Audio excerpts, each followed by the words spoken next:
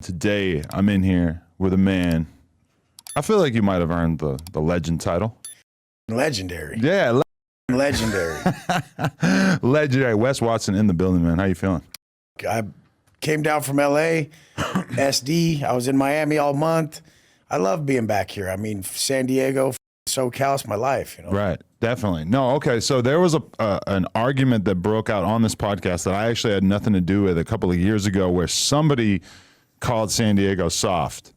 And then a whole series of people were coming on and calling in and making their case for why that is not the case. So would you agree with that assessment, or would you say that San Diego definitely has its grimier parts? I mean, I pushed more weight than anybody in that area. Like before I went to prison, the Canadian packs would come from Canada. Mm-hmm. They would land in OC, then about 250 of them, 300, 500 of them. This is before weed was legal, before everybody was doing it legal. And like the hash plants, the juicy fruits, all the BC, they come in the vacuum seal. You pull it out one nug like that, drop it in the big ass trash can on a mailing scale. But we go through like 250 to 300, sometimes 500. They get dropped off to me. 500 pounds. Yeah. And then half will go to one person, half will go to the other. And the Canadians don't take money back across the border. Mm-hmm. They take work. And who you with? You're with San Diego. They're taking white back across the border. So they're taking birds back, and I'm right in the middle. This is before I went to prison. Mm-hmm. So I'm getting the BCs. I'm putting $300 on each pound, and then they wouldn't take money back, so they would take the white back. They would take the birds back.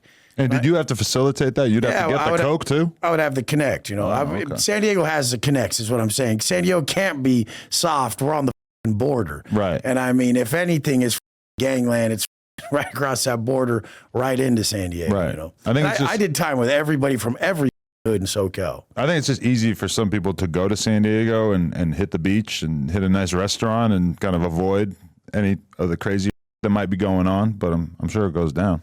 Yeah, I mean, it's just like everywhere else. I mean, there's some spots in Miami. It's ritzy as the next street is Overtown. I'm just learning Miami now. Right. Like there's a zombie in the street smoking crack up all late, and I'm driving through in the fan. I'm like, this is going to throw something on my car. I'm going to smoke his.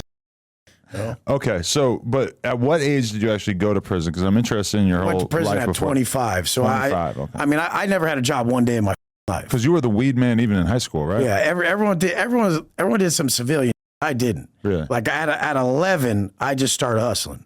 By the time I was 18, by the time I was 16, I went and bought a truck at like a lifted Z71 cash, like 50 grand. Mm-hmm. I had hundreds of thousands of dollars at 15, 16. And then like 18, I already have my own spot, like fast pad in Encinitas, a condo downtown San Diego. And then, I'm pushing weight heavy. I got a Range Rover. That's like supercharged range at that time that was sick. I always had the sick. I drove a Escalade to high school. My teacher's like, what is this guy doing? I'm like, shut the fuck up. People can try to come up to my window and I'm rolling blunts in the parking lot.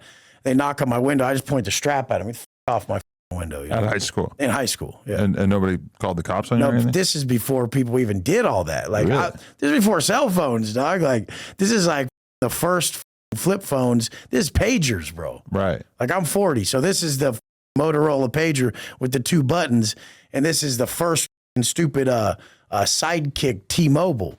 Good old days. Yeah, people weren't even like that. Everyone wasn't snitch worthy. There was none of that. The people knocking on my window were the homies, like around trying to blaze with me. Uh-huh. So they know what time it is. We're already pushing weight. They're probably holding some of my packs, So I was pushing weight since a young age. I never had a job, not one day in my life. And who got you into the weed thing? I mean, I was a surfer, skater, snowboarder, and we just want to smoke for free. Everybody wants to smoke for free. Everyone wants to use dope for free. And so then they started snowballing. Start pushing. And then all of a sudden it just, quarter ounce turns into a half ounce, turns into an ounce, turns into pounds, turns into, okay, this kid can move some weight, he's reliable. Let's cuff him some work. Mm-hmm. So then they start floating me packs. Once they started floating me packs and I had to connect, that's how it always works. It was on, Right. And so was there ever a thought to like, well, maybe I'm going to keep my operation to a certain size. So I was always a problem child. You were young and you didn't I'm really going know. the biggest possible. Right. Like throw me all the work. I didn't touch nothing though. Mm-hmm. Like it would just drop down. I would get there when it landed. I'd oversee everything. I'd make sure we went through. They were growers' pounds, so we took the extra out of each pound with like 13 grams over.